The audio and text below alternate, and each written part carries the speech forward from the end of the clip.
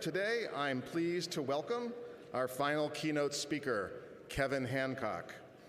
Kevin is the seventh generation leading a $700 million family-owned lumber company in Maine. And as he'll tell you, for the first few decades of his career, he led as his predecessors did, as a strong command and control leader, making most of the decisions himself.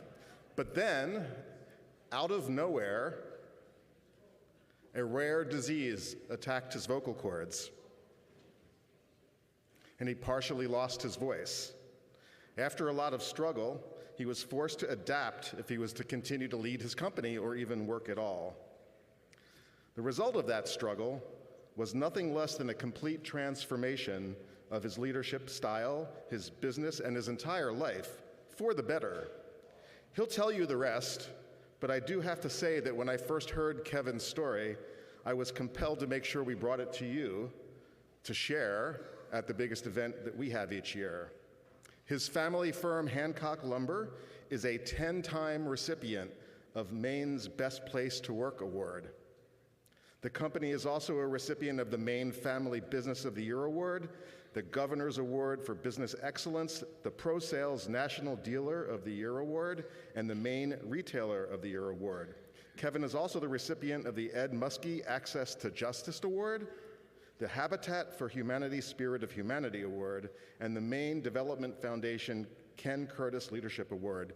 Kevin is the author of 3 books, including The Seventh Power, One CEO's Journey into the Business of Shared Leadership, which chronicles his transformation, and each of you has a copy of that book. Please help me welcome Kevin Hancock to the stage.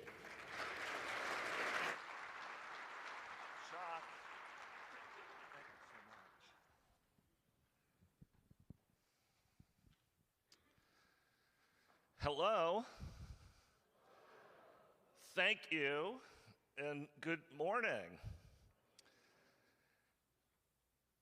One word summarizes for me what it feels like to stand here today, and that word is grateful. I'm grateful for the opportunity to be here. I hold the belief that the place of work offers humanity its best, fullest chance. I've been in pursuit of the idea that if we just slightly tweak the way we think about work for the people who do it, that it can become the most powerful platform on earth to help heal a hurting world. So to be able to share these thoughts in a room with some of the top CEOs on earth makes me grateful. And like you, I never forget where I came from. So the first talk I ever gave on this topic was approximately 10 years ago, back in Maine, at the Harrison Public Library. Now, if you haven't been to Harrison, I'll put it this way, it's a beautiful place with beautiful people, but in terms of the size of the town, it does not have a traffic light. At that first talk, 9 people came. So your table came. I was talking about adding more meaning to the place of work for those who do it. And get this, all 9 people at my first talk were retired. I want to dedicate this talk to storytelling and its importance. I believe storytelling is perhaps the most underrated, under-considered leadership and chief executive skill of the 21st century. We're in a competition for ideas, And for those of us who believe in capitalism, who believe in our companies, who believe in our mission, who believe in the goodness of what we do, we've got to wind that into compelling stories. The days of people having to follow us are over. We've got to tell stories that make people want to join forces with us in that which we believe in. So this talk is dedicated to storytelling. And here we go. So it was the day before Halloween, October 2012, and I, a lumber company CEO from Maine, found myself standing alone at the Wounded Knee Massacre site on the Pine Ridge Indian Reservation in the southwest corner of South Dakota. A short while later, a well-worn car pulled up. At Pine Ridge, they call it a res car because you cannot get a permit to drive it in the state of South Dakota. You can only drive it on the res. And a lovely old jewelry maker rolled down her window and with a warm smile said, "What brings you here?" I reciprocated her smile. We shook hands, and I said, "That is a great question." All I knew at the time was that I was searching. I was searching for my voice in a place where almost nobody felt authentically heard. That same year, back in Maine, I stood up in a room about this size, just outside of Portland. The room was filled with our biggest customers. These were the leading contractors, developers, builders in southern Maine. And I was so nervous I was sweating because I knew what I was about to say, and they had not heard it before. I stood up in front of that room full of customers and I took a deep breath and said, "You know that old saying, the customer comes first? Well, I don't actually believe that's true anymore." Our entire sales team was in the back of the room hearing this for the first time, and I had their attention. They were like, "Okay, where is he going to go with this?" So I went on to explain myself. I said, "Here's what I've come to believe. I've come to believe that the people who are going to take care of the customer should come first. And that if a company were able to take world-class care of its employees, those employees, I believed, would then take world-class care of those customers, and the company in return would experience high levels of success." So now, to use a piece of Maine slang, I don't know if you know this term or not. If you're from Maine or have been, you might have heard it. What I'm fond of saying now is that at Hancock Lumber, the customer comes a wicked close second. We're really into our customers. They're a big deal to us. We're excited about them. We pay attention. We hustle. We appreciate them. But when we split hairs, they do not come first. The people who work at our company come first. I want to share one key concept here before moving forward, and I call it see, do, get. And it goes like this. It's simple. What we see determines what we do. And what we do determines what we get. So if we want to get something different than we're already experiencing, as leaders, as executives, or as humans, we must first come to see some part of the world anew. In my second book, The Seventh Power, One CEO's Journey into the Business of Shared Leadership. My wife, Allison, and I travel at one point in that book to London to have breakfast with a Colombian-born advertising executive by the name of Jose Miguel Sokolov, who helped end his country's 40-year civil war using Christmas trees and soccer balls. And if you want to know more about that story, you're going to have to read the book.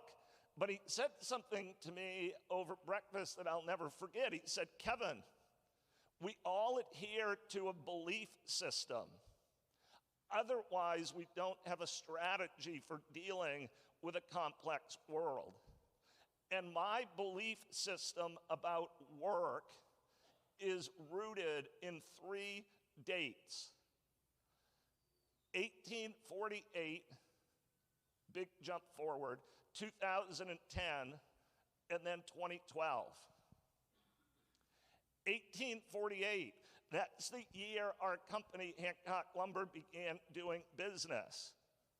I'm part of the 6th generation of my family to work for our company, and we have 700 employees across 16 sites in Maine and New Hampshire. And we're integrated in the forest products industry. So we own timberland and we grow trees. We have sawmills that manufacture lumber that we distribute throughout North America and the world. And then in Maine and New Hampshire, we operate contractor-focused lumber yards.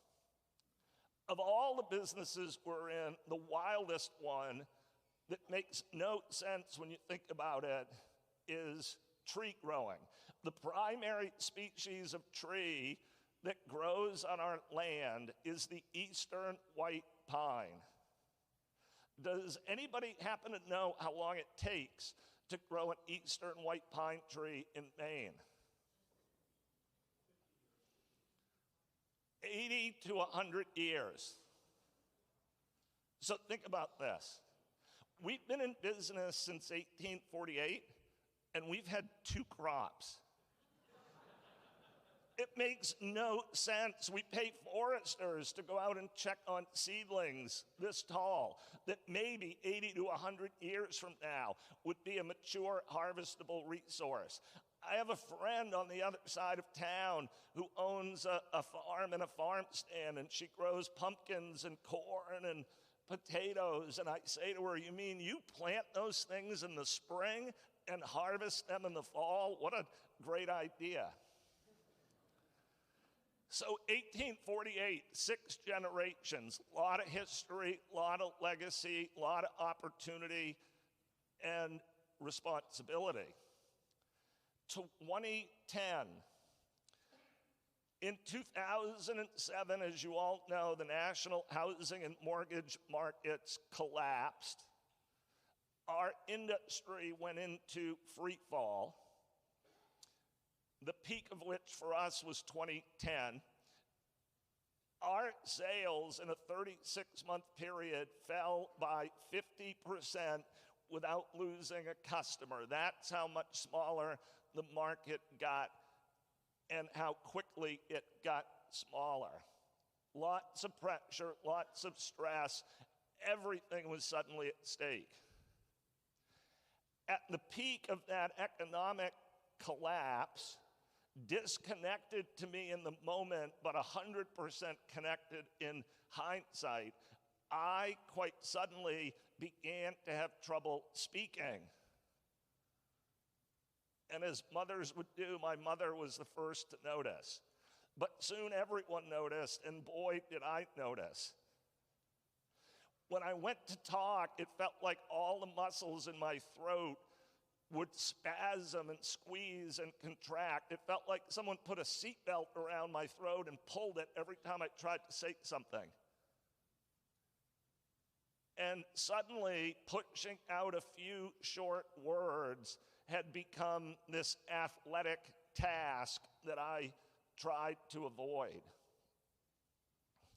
Turned out I'd acquired a rare neurological voice disorder called spasmodic dysphonia with no known cause and no known cure.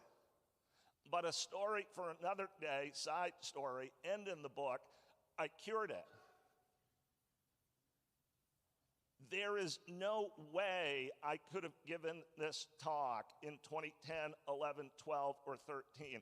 I could not have sat in that chair and had that lovely lady in the chair beside hear me. I was reduced to a whisper. And my voice, which I soon realized as a CEO was my primary tool, was no longer available. And there I was trying to help our sixth-generation lumber company through the complete collapse of the housing market without my voice and with no resource or mentor or anything to fall back on. So I was reeling. When it's hard to talk, you quickly develop strategies for doing less of it. And mine was to answer a question with a question, thereby putting the responsibility for speaking right back on the other person. Now, mind you, at the time, I was not thinking about leadership. I was not even dreaming about being on this stage. I was in survival mode. But someone would come up to me at work in the age-old scene with a question or a problem because I was the CEO, the boss, the owner. Prior to my voice condition, what would I have done? I would have given an answer, a directive, an instruction. And now I couldn't. So now here's what I started doing. I would take a deep breath and say, gee, that is a good question. What do you think we should do about it? She or he would tell me what she or he thought, and then I'd take another deep breath and say, okay, that sounds good. Let's do that. And off she or he would go with her or his solution to the problem that she or he had identified. And that was literally how I led the company through its darkest hours in my lifetime. Now, I was a little slow on the uptake, but after hundreds of these exchanges, something magical and powerful struck me. People already knew what to do. It turned out they hardly ever actually needed a top-down, CEO-centric directive. What did they really need? Why were they asking? What they really needed was the encouragement, the trust, and the workplace safety, cultural safety, to follow their own voice. 2012. In 2012, our company had become stable. I could see it was going to be okay. And I had started following a new voice. That one. I've measured this. It's about 24-inch journey from my head to my heart. I was following a new voice. And I started to separate my identity as Kevin from my role as CEO of Hancock Lumber Company. And I was listening to myself in a different way. I had always had a love affair with the American West. Hunting, hiking, vacationing, and history. I found myself reading during that period more and more about the second half of America's 19th century when our nation's manifest destiny and western expansion ran into the Plains Indian tribes. That summer in August, I was getting on a plane with my wife Allison in Portland, Maine, and I picked up a copy of National Geographic, and the Pine Ridge Indian Reservation was the cover story. There was a young Sioux boy riding a horse bareback across a rolling plain, and the title read, "In the Spirit of Crazy Horse, the Rebirth of a Sioux Nation." And I read that article, and it struck me like nothing I'd ever read before on a soul's level. And I immediately said to my wife, Allison, before the plane took off, I said, I'm going to go there. I want to see what life's like for the people who live there. Now, this was a funny moment. Allison had her own magazine going. I had made what was just going to turn out to be maybe the most transformative statement of my adult life. And Allison, who was deep in her magazine, just patted me on the leg and said, "Okay, honey, that's nice. You should do that." And that fall off I went. I made my first trip to Pine Ridge, and then I went back, and then I went back again, and I was there in August for the 30th time. Has anybody here ever been to the Pine Ridge Indian Reservation? Not uncommon. It's located in the southwest corner of South Dakota, below Rapid City and the Black Hills, and it sits right on top of the Nebraska Panhandle. It is the biggest, the poorest, the most traditionally combative and disenfranchised of all the Sioux reservations on the northern plains. It's home to some of the most famous war chiefs and medicine men in American history, names like Red Cloud, Crazy Horse, Black Elk, and others. And I've had friends there describe their community's modern journey through American history as from first to worst. Before the quote-unquote winning of the West, the Sioux were one of the plains' most powerful communities. They traveled as they pleased, highly self-sufficient with the seasons and the buffalo. And today, statistically, it's the poorest place in America. If you Google median income by county, the two poorest counties in America are the two that make up the Pine Ridge Indian Reservation. When the mortgage markets collapsed in 2007 through 2010, we had a national crisis when unemployment hit 10%. At Pine Ridge today, it's 80%. The lowest life expectancies in the Western Hemisphere can be found in Haiti. Second is the Pine Ridge Indian Reservation, right in the middle of this country in South Dakota. But for the purposes of this story, here's the connection.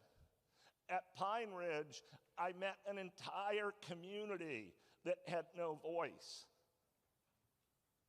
The combination of my own voice condition and my time at Pine Ridge led to 5 personal transformative learnings. My new C. First, from spasmodic dysphonia, I actually now knew what it was like to not feel fully heard, because I spent years not being able to say what I actually wanted to say. And so I actually knew what that felt like in the most unexpected of ways. Second, at Pine Ridge, I realized there were lots of ways for humans to lose a piece of their authentic voice in this world, that it was actually common, not rare.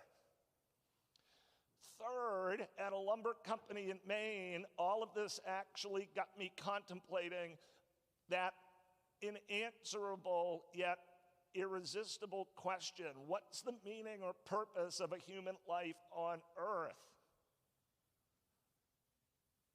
And in this context, I said, perhaps it's to self-actualize.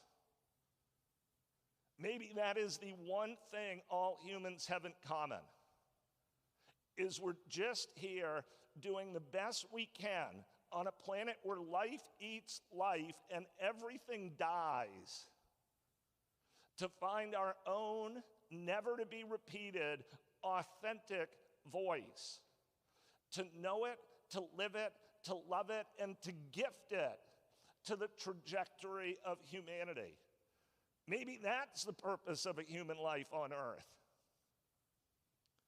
And then I said to myself, well, if that's the purpose of a human life on earth, what impact has leadership, modern leadership, historically had on helping others self-actualize? And we all can draw our own conclusions, but mine was this. While humanity has had some amazing leaders who have seen this, that on average, in totality, across history, leadership had done more to limit, direct, manage, coach, exploit, and utilize the voices of others than to release them. That's the conclusion I drew. And then this fifth recognition hit me. Perhaps my own voice condition, which I'd only previously ever thought of as a hindrance, a liability, or quite literally a pain in the neck, was actually a gift and a blessing and an invitation to do what? To lead differently in a way that gave other people power, that gave other people voice. And that is what sent me forevermore down the path of trying to create what I now talk about as an employee-centric company, where the first purpose of work is to make work meaningful for those who do it. Human organizations at their highest level should all share the same first goal or mission, and that is to advance humanity. What's the purpose of a human organization that isn't humanity advancing? And I've thought a lot about how humanity advances, and here's the conclusion I've drawn. It advances one human at a time, starting with the people right in front of us. It's a local inside job. So let's look at some data. Let's talk about how work's going on this planet for the people who do it. I call this what Gallup knows. In America, 165 million people work. And as of this year, which is about average, only 33% of them will say it's meaningful or engaging. Globally, the data gets worse. Globally, 3.5 billion people work, and only 23% of them will describe it as meaningful or engaging. This month in America, 3.3 million people are going to quit. Not retire, not transfer, quit. In December, 3.3 million people are going to quit. In January, 3.3 million people are going to quit. And in February, 3.3 million people are going to quit. Gallup reported in their 2024 Global Workplace Survey that 49% of all American workers experienced a high degree of stress at work yesterday. 47% of all U.S. workers described their overall life wellness as suffering or struggling. Gallup estimates the economic cost of this disengagement, and it's in the many trillions of dollars. I'm more interested in the human cost. What's the human cost of meaningless, disengaging work? I peg a career at 70,000 hours. What's the cost of those 70,000 hours not being personally uplifting? That data to me is not okay. It's not sustainable. The whole planet talks left and right about sustainability, and yet it forgets the people right in front of us in terms of thinking about the sustainability of what they're doing. It's not okay, it's not sustainable, it's not optimal, and it's not necessary. Here's my next key, simple, structural thought. Companies and their leaders get whatever they consistently prioritize. Companies and their leaders get whatever they consistently prioritize. If humans are not thriving within an organization, it is only an outcome of its prioritized place. Let me tell you what Gallup also knows. You've heard this yesterday and today, but you haven't heard the whole story.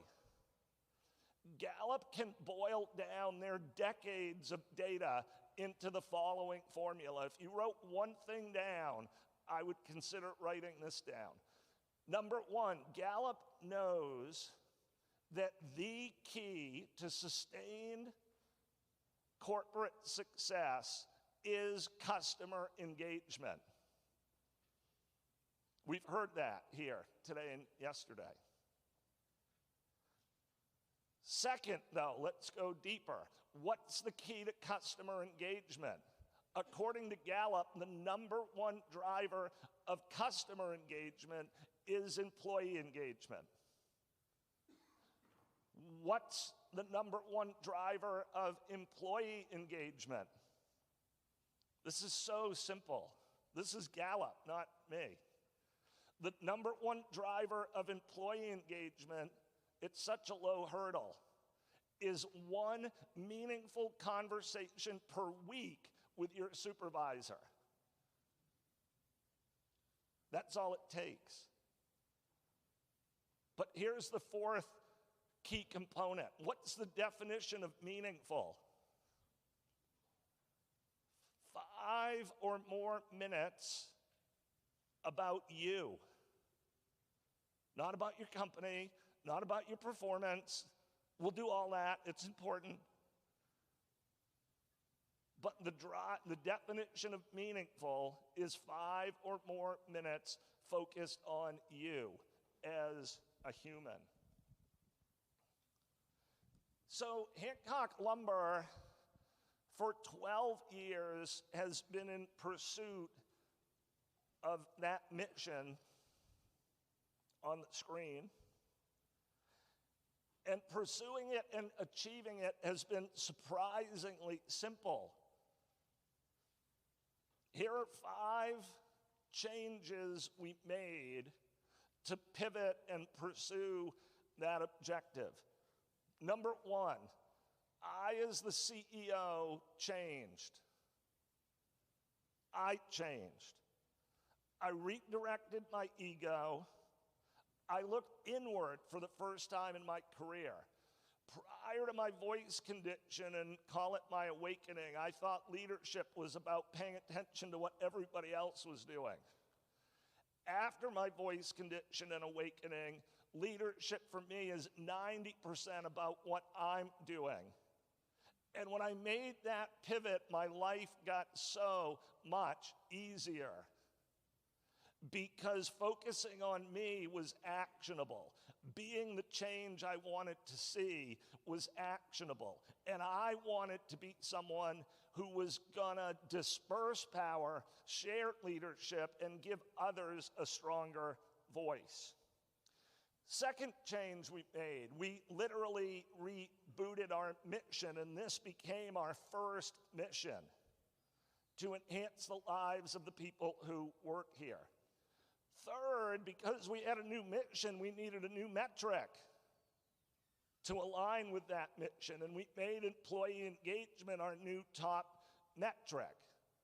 Employee engagement is, of course, measurable, and we found a third-party company to help us, and every single year we get great data around the human experience at work. The fourth change was transformational. We recalibrated how we thought about listening in two ways. First, who were we going to listen to? And second, for what purpose? So we made a conscious effort to create organizational structure that listened more consistently to the employees within the organization. We didn't listen less to customers. We still love listening to them. We still love listening to shareholders, but we pivoted and made a bigger focus on listening to employees. And we changed the purpose of why we were listening. The new purpose was for understanding, not judgment. And this took all the pressure off. In a Hancock huddle today, the most common thing you'll hear me say when someone shares an authentic thought is this: thanks for sharing that. Thanks for sharing that. And when people hear thanks for sharing that hundreds and then thousands of times, what happens? They share more, and they say what they actually think. So now the truth has been released. I call this the answers to the test. And they know. Why do they know? Because they live in the value stream every minute of every day. So they know where the opportunities are to celebrate the company and improve it. And then finally, this was the fifth change. We agreed that we weren't ever again going to change our mission. That for the rest of my life, this is what this company's going to pursue. And 12 years in focused pursuit of any singular mission is going to move a long way down that track. My fight song on this subject is Dido's "I Will Go Down with This Ship." I found my voice, and I pushed every chip I had to the center of the table and said, this is what we're doing, and we're not ever changing. So let me now quickly share with you 5 outcomes, things that came out of that journey. First, we've now been an 11-time best place to work in Maine. 95% of our employees take our survey, and our engagement score every year runs between 86 and 90%. This is 700 largely blue-collar lumber company jobs, and our team is essentially 2.5 times engaged Gallup's national average. Second outcome, I didn't see this coming, but our organization became tighter, not looser. This was not a 60s San Francisco commune we were creating. We became more disciplined, more aligned, more accurate, less rework, tighter commitment to best practices. When voices were heard, the alignment sharpened. Third thing we experienced, and this does make sense to me in hindsight, we began making better decisions. Have you ever made a less than great decision? I've made a pile of them. I literally can't believe I've survived them. But because of that, I know the cost of unwinding poor decisions. Put a price on making better decisions. And we're still very human and make a lot of mistakes, but in total, we make better decisions. Fourth thing we experienced, and I hear this time and time again in employee focus group, is people telling us that coming to work at Hancock Lumber was energy giving. I literally didn't know this was possible, right? The old model of I need to sleep at night and rest on the weekend to be able to fight the fight again on Monday. And time after time in focus groups today, people say coming to work energizes them, that they go home with more energy than when they came. energy giving.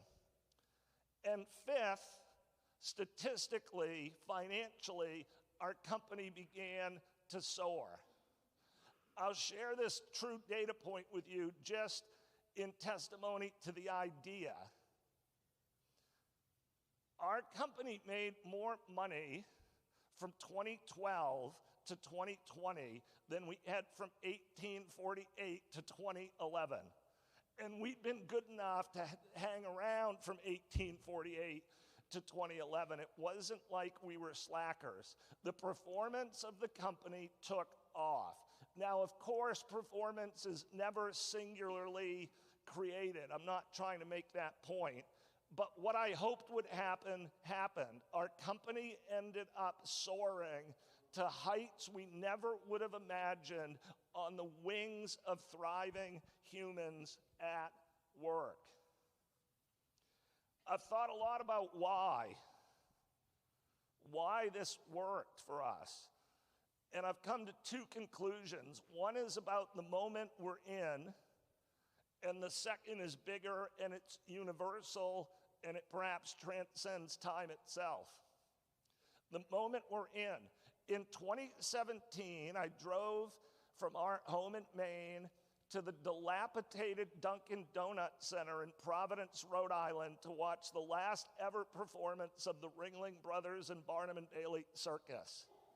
I thought it was a highly underreported historical event. The greatest show on earth for a century and a half was going out of business. The Dunkin' Donut Center was sold out. Half the audience was former performers from around the world who'd come back to see this final act. I now call it the night the tiger trainer cried, which he did. In that show, there were no elephants. The greatest star of the greatest show on earth had been pulled a year prior. Why? Over concern for what it might be like to be an elephant in a circus. Now think about the symbolism there. The well-being of 7 pachyderms had trumped the well-being of an entire iconic industry. We are living in the Aquarian age. The Aquarian age is about power dispersal. The Piscean age was about empire building. It was about power collection, power to the center. The Aquarian age is about reversing that or balancing it, power to the individual. And that's why it's so messy on this planet right now. We have a Piscean age leadership structure on an Aquarian age planet. Think about the power dispersal that's all around us. The internet, of course, is a massive power dispersing tool. But think beyond that. Think about how power itself is being generated locally, windmills, solar panels. Think about remote work. Think about NCAA image, name, and likeness. All these macro events are power dispersing events. But there's something bigger at work here too, and this story ends about 12 miles from where I'm standing. A number of years ago, I was walking in the north edge of Scottsdale in the desert at sunset, contemplating the very subject we're discussing here today, when the organizing concept I'd been searching for literally plopped into my head. In nature, power is dispersed. And I said, oh my goodness, that's it. And then I panicked because I didn't have my phone, I didn't have a pen, I was a long way from my car, and I have a terrible memory. And so I said, the idea I've been searching for, I lost my voice for, been searching for it for years, is going to come and go before I can get back to the car. So I said over and over again, in nature, power is dispersed. And I literally, kid you not, had an out loud conversation at that moment of epiphany with that desert landscape as the sun sat into the Red Rock Hills. I said to that landscape, I said, where's your corporate headquarters? Where's the capital? Where's the CEO? Where are all the managers and supervisors? How is this place working so magically? I turned to a stand of cactus and I said, which one of you is in charge of all the others? And the answer in each case to me was inarguable. The secret sauce of nature is scattered and diffused. It lives in all of nature's parts and pieces. And we are coming back to the realization that humans are not detached from that. We are a part of it. And we ultimately aspire to organize in that same way. That is not the end of organizations. That is the pathway to better organizations.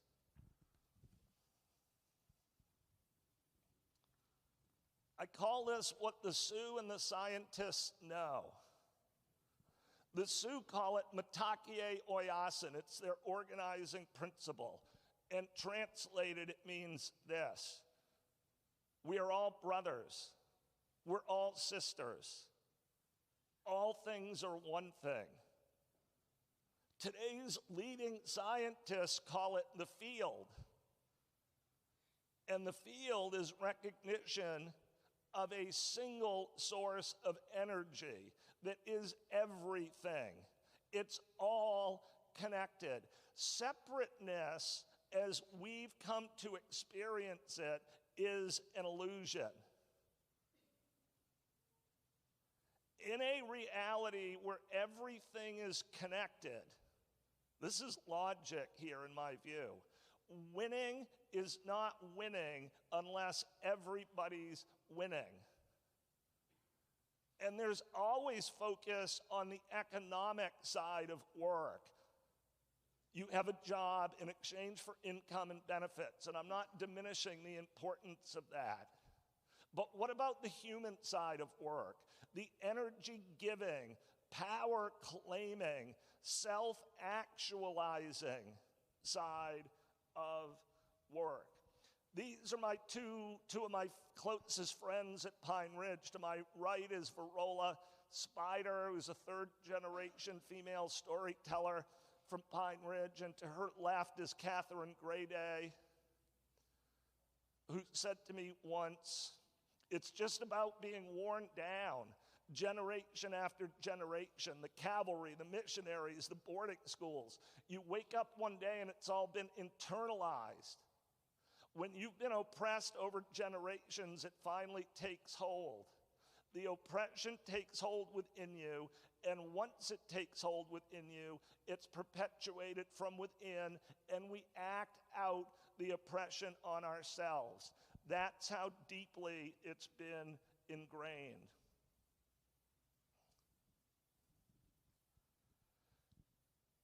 I'll end with this question. It's the question I'm in pursuit of.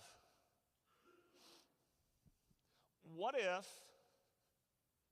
everybody on earth felt trusted, respected, valued, and heard? All 8 billion of us. Sounds daunting, but just pretend that all 8 billion humans felt trusted, respected, valued, and heard. What might change? I think everything would change. And where might that change unfold? Well, at the adult level, it ought to unfold where adults hang out. And on this planet, 3.5 billion of them hang out at work. It is their primary organization beyond their immediate family. And giving humans voice at work has the added benefit of dramatically improving corporate performance. It's inarguable.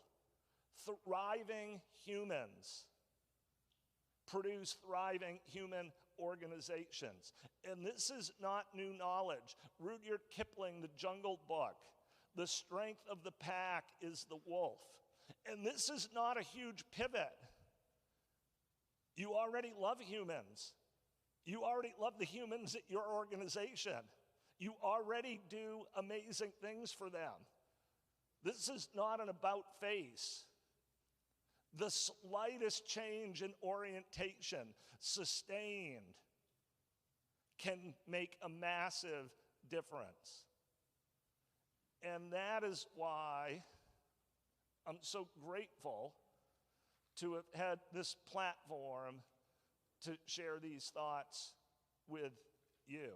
I don't believe any group of leaders is better positioned to advance humanity than free market chief executives. And so for this audience, I'm grateful. You've been lovely to hear my voice, and thank you.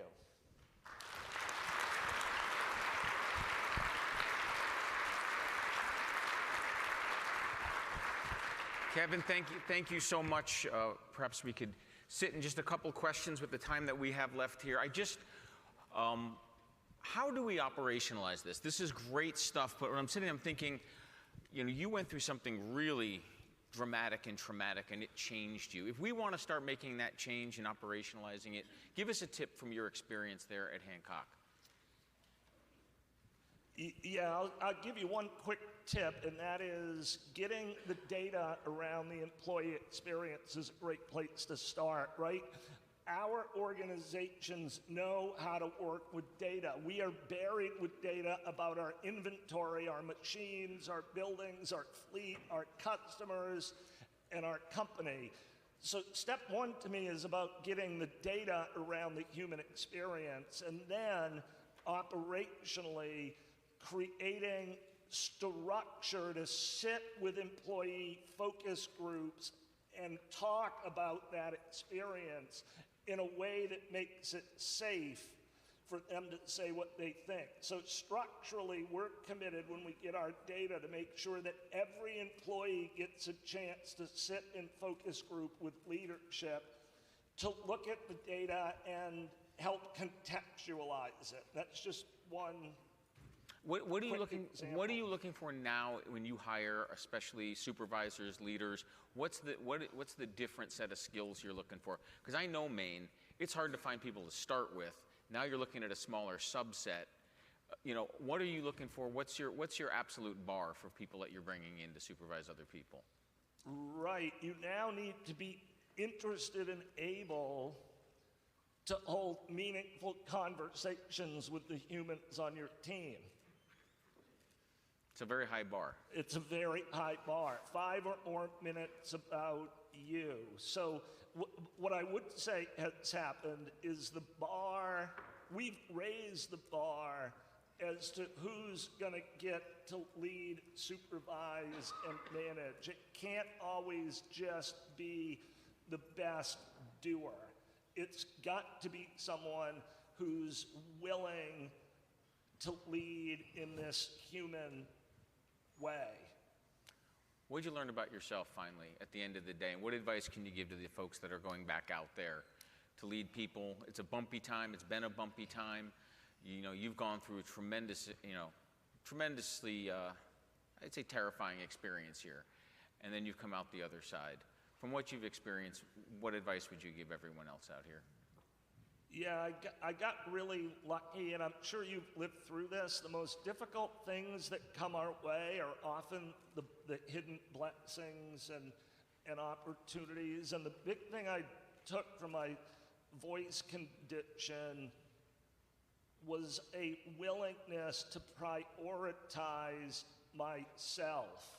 And that was so counterintuitive to everything I'd ever thought about managing and leading. But once I started living in a way that was authentic and would allow my voice to light up, I became a much better leader and manager. And once I felt that for myself, I couldn't have it for myself and not aspire to create an atmosphere where everyone in our company could have an opportunity to experience it. So the big change for me is leadership starts with filling your own cup and separating ego from role, separating self from role. Light yourself up, give yourself your best voice, and then do what you can to gift it to those around you. Well, Kevin Hancock, I want to thank you so much. Couldn't have thought of a better way to end this conference. Thank you so much.